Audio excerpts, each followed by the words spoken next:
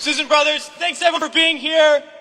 We're from the organization March Forward, and we're here to say to all those serving in the Army and the Marines and the Air Force and the Navy that you have the absolute right to refuse to take part in these criminal wars, and that's a right that all of you should exercise. You have no reason to go put your life on the line and kill and die for profit. We've been to Iraq, we've been to Afghanistan, and we know what these wars are really about. And we joined the military for many reasons. Because we need a college education, because we need a job, because we need health care.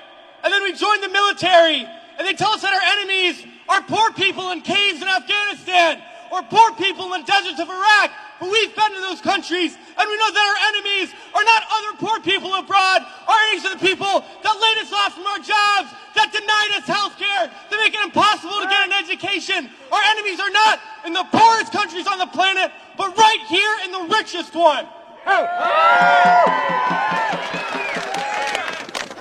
Now these wars, the occupations of Iraq and Afghanistan alone, are costing over $700 million every single day. This is a crime.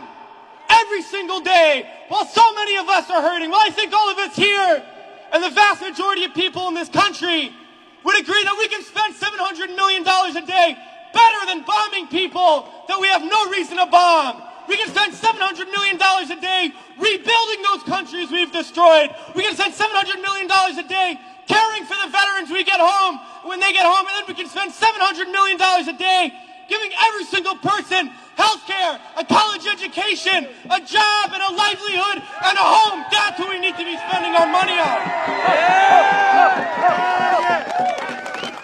But this government is not going to do that. They're not going to use the money in that way. They're not going to end the wars. And they're not going to do it because it's not our government. It's their government. It's a government of the rich. It's a government of Wall Street, of the oil giants, of the defense contractors. It's their government, and the only language that they understand is shutting down business as usual. And that's what we're doing here today, and we're going to continue to do until these wars are over.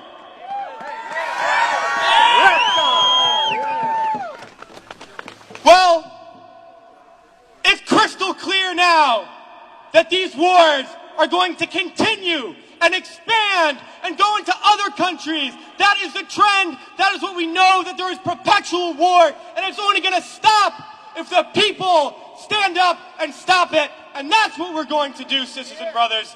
And a lot of people ask me, what do we do? Because we all know things are bad. We all see the atrocities on TV. We read about it. We experience it. People always ask, what do I do? Because we always want to know what to do. Do we vote? Do we support a politician?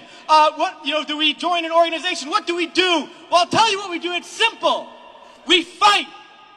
We fight and we fight and we fight. And we shut down our workplaces. We shut down our schools. We shut down the streets. We shut down business as usual. And we fight until we force the people in there to do what the people out here want. Because that's how we're going to get around. And we're going to fight until there's not one more bomb drop, not one more bullet fired, not one more soldier coming home in a wheelchair, not one more family slaughtered, not one more day of U.S. imperialism. So let's fight to make that happen. We can do it today, and then the days ahead, we have to fight to end these wars and create a better world, sisters and brothers. So join us in that fight. Thanks.